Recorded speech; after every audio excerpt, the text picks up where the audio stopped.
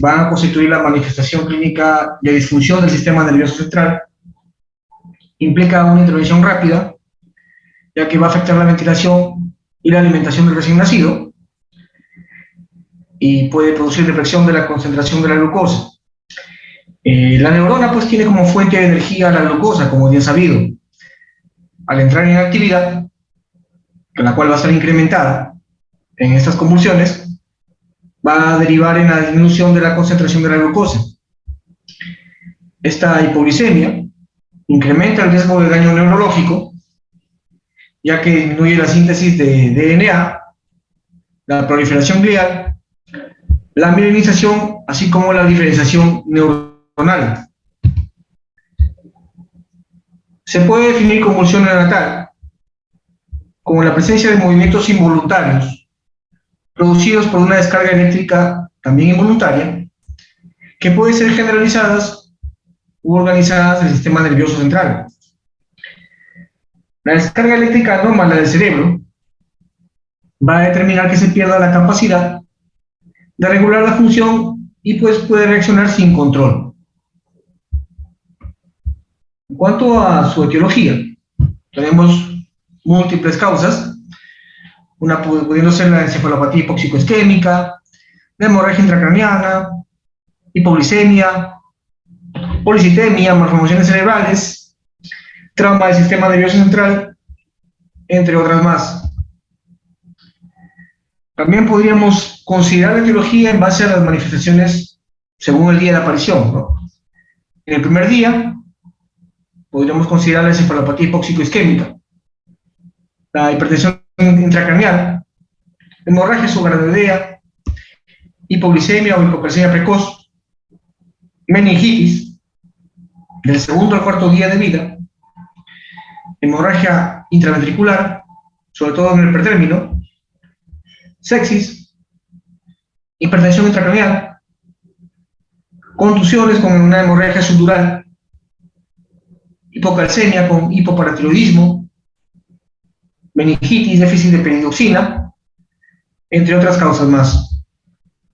Del cuarto al séptimo día de vida, en las etiologías tenemos la convulsión neonatal familiar, las disgenesias cerebrales, la hipocalcemia tardía, el hipoparatiroidismo, y de la primera a cuarta semana de vida, encefalopatía epiléptica, disgenesias cerebrales, encefalitis por herpes simple, hiperglucemia cetóxica, entre otras causas. Las condiciones fisiológicas del cerebro inmaduro van a permitir un mayor riesgo de convulsiones, por el hecho de que este cerebro inmaduro presenta una mayor densidad neuronal, un mayor número de conexiones, mayor expresión de receptores excitatorios, un mayor nivel excitatorio mediado por los neurotransmisores como glutamato, N-metil y aspartato, y un menor nivel inhibitorio mediado por el GABA. Respecto a su fisiopatología, va a haber una alteración en la bomba de sodio y potasio, alteraciones en la membrana que permiten la entrada de sodio, y también va a haber un aumento o un incremento en las neuronas transmisibles. Esta entrada de sodio pues va a incrementar en esta neurona, lo que deriva en una descarga eléctrica excesiva y sincronizada. También hay presencia de desequilibrio, ¿no?, entre los transmisores excitatorios e inhibitorios. Es sabido que en la función normal de las neuronas existe un equilibrio entre los transmisores excitatorios, como el glutamato, N-metil, aspartato, y los elementos inhibitorios, como el ácido gamma aminobutírico. Cuando existe un desequilibrio, sea por disminución de los inhibitorios o por incremento de los excitatorios, se puede presentar una convulsión en el neonato. En relación al pronóstico, vemos esta tabla, la cual nos señala el el porcentaje, ¿no?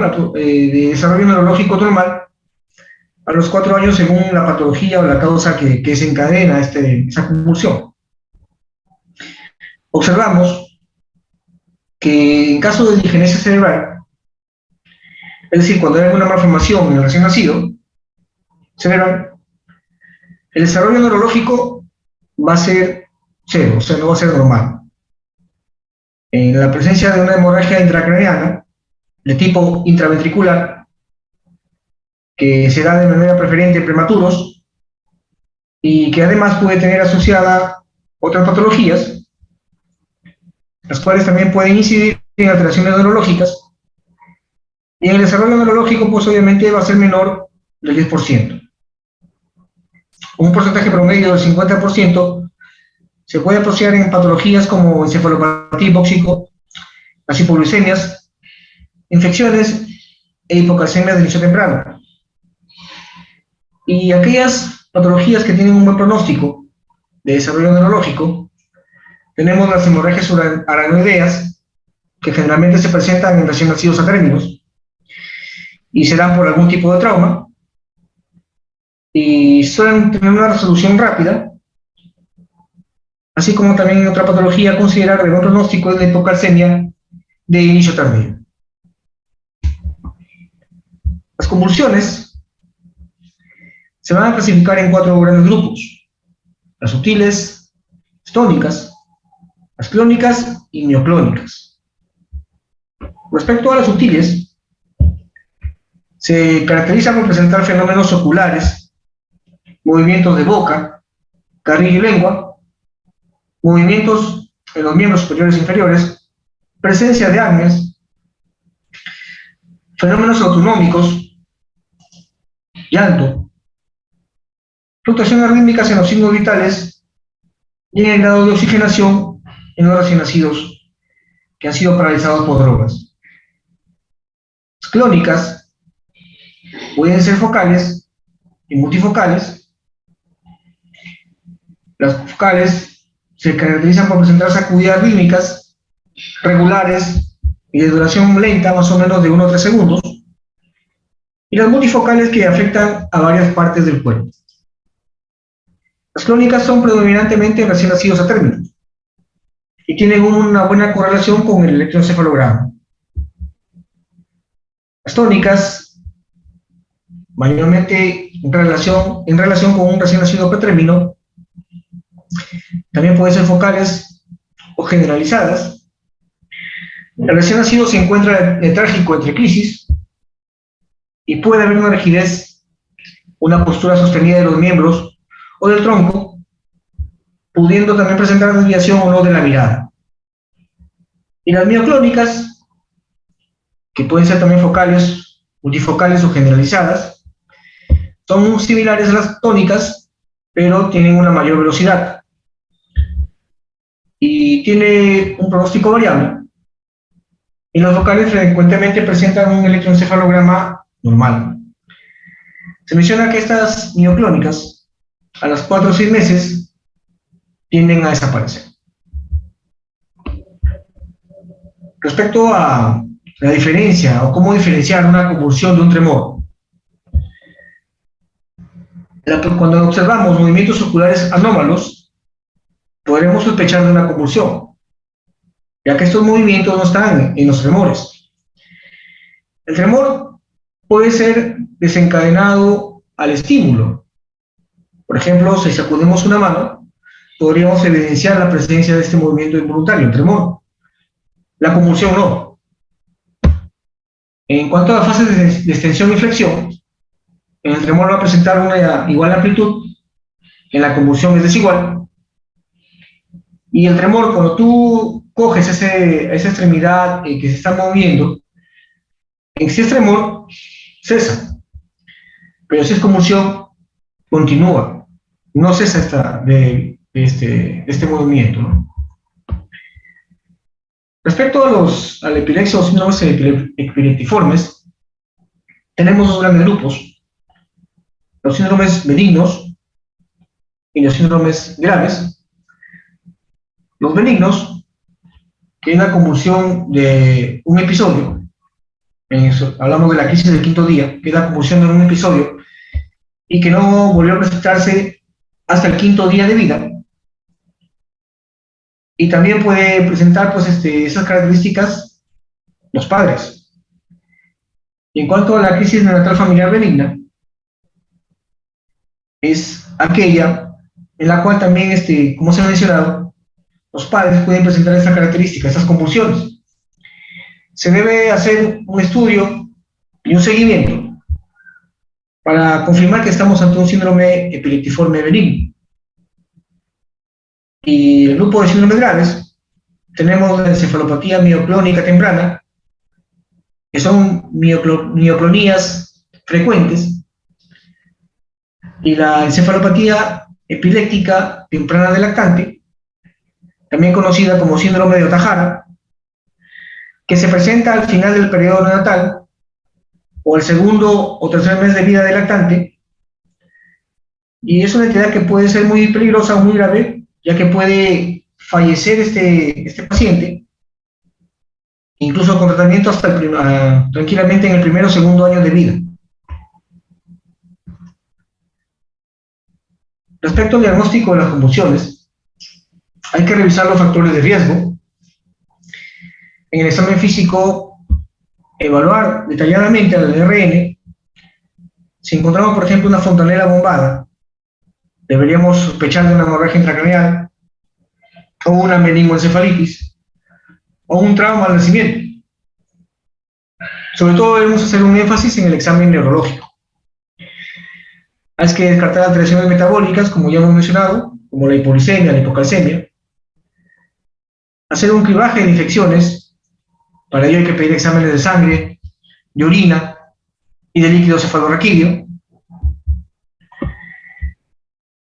Podríamos pedir un electroencefalograma, el cual nos permite ver el patrón anómalo del encéfalo, y es realizado de preferencia por un neurólogo pediatra. Una ecografía cerebral transfrontalar. Tanto el electroencefalograma como la ecografía cerebral transfrontalar tiene la ventaja de que se puede realizar en la cabecera del paciente, es decir, en la misma incubadora, ya que su estado es delicado y no podemos transportarlo a otro ambiente. Debemos hacerlo en el mismo lugar donde se encuentra. También, dependiendo del caso, se puede pedir TAC, resonancia magnética, y en caso de convulsiones refractarias al tratamiento, un screening para drogas o TORCH. En caso de que las convulsiones no cedan o no tengan una causa definida, podríamos ampliar los exámenes complementarios, que en este caso son más del tipo alteraciones de aminoácidos, de enzimas, de ácidos grasos de cadena larga, entre otros más. En cuanto al tratamiento, hay que tomar en cuenta el soporte de ventilación y perfusión, ya que la convulsión se asocia con hipoxemia, con hipotensión e hipoperfusión. Hay que corregir las alteraciones metabólicas, como hipoglicemia, hipocalcemia o déficit de piloxina, y realizar el tratamiento anticonvulsivante o administrar el anticonvulsivante, que en este caso de elección es el fenobarbital, y como coadyuvante podremos emplear la difenilidantoína en caso no se diera con fenobarbital. Aunque las revisiones más actualizadas dan una mayor prevalencia o una mayor preferencia al uso del lorazepam.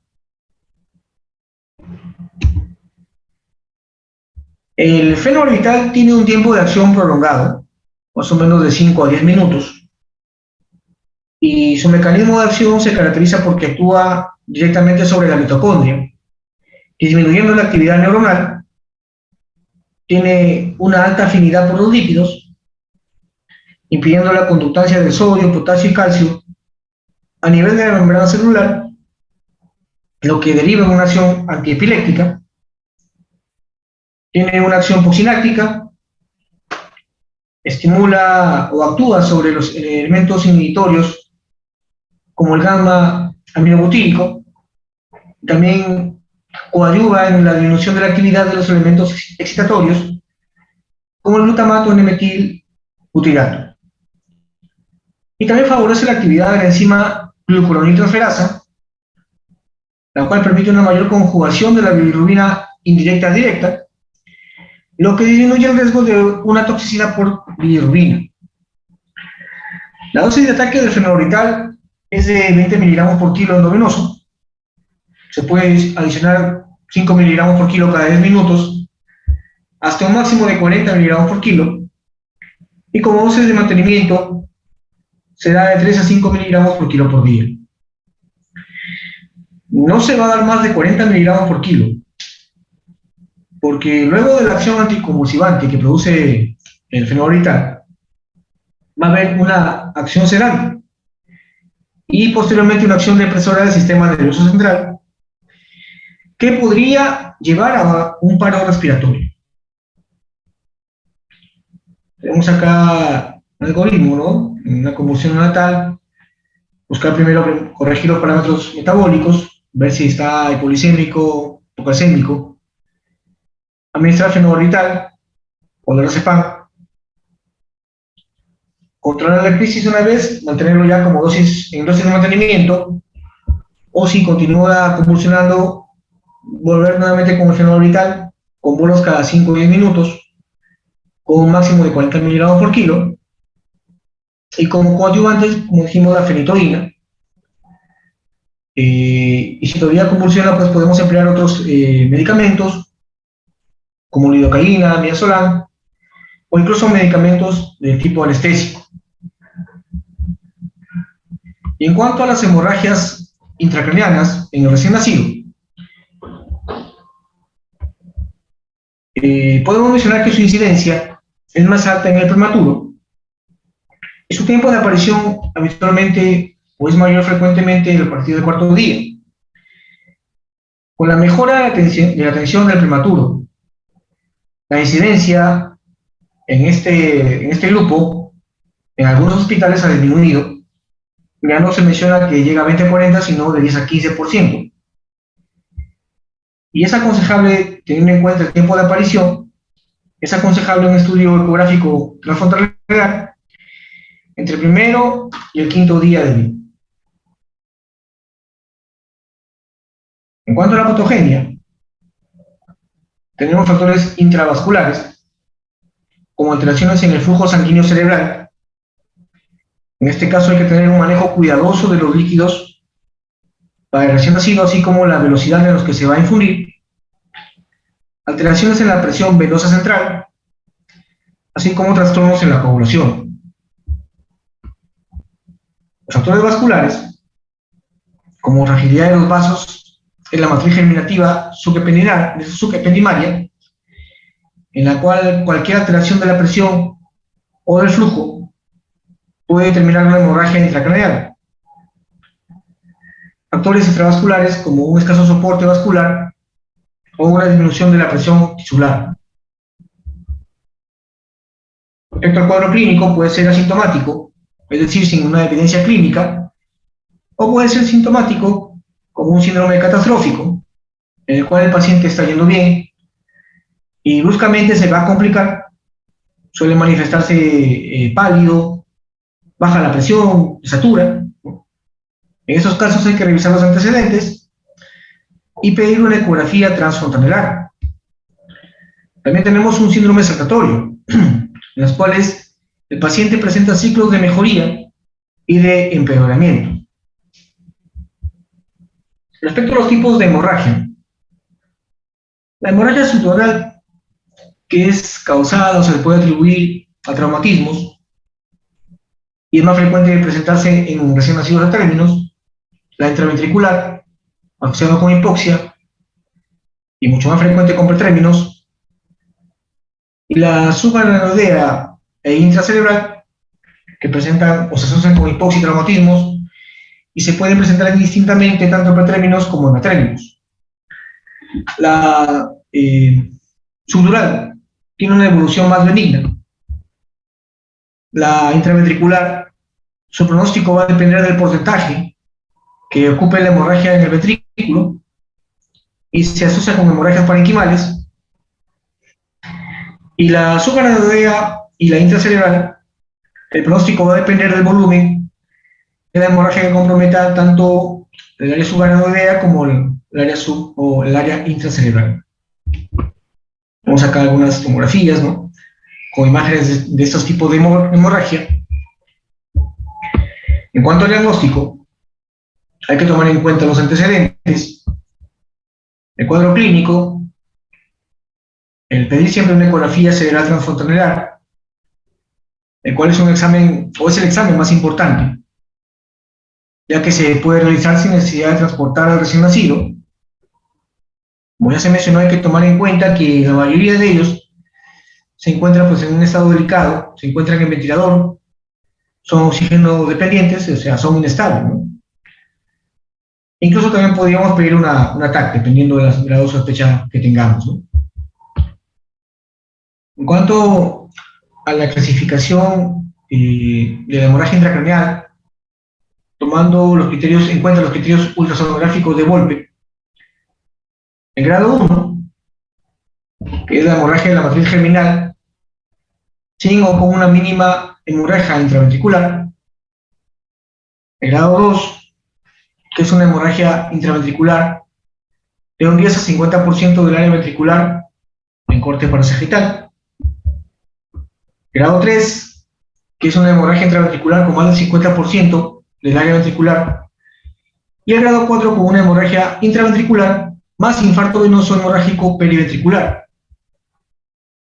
Se dice que los grados 1 y 2 se asocian con una mortalidad del 10.7%, o grados 3 y 4 con una mortalidad del 64.7%, y las hemorragias intraventriculares suelen presentar secuelas como hidrocefalia y trastornos neurológicos severos.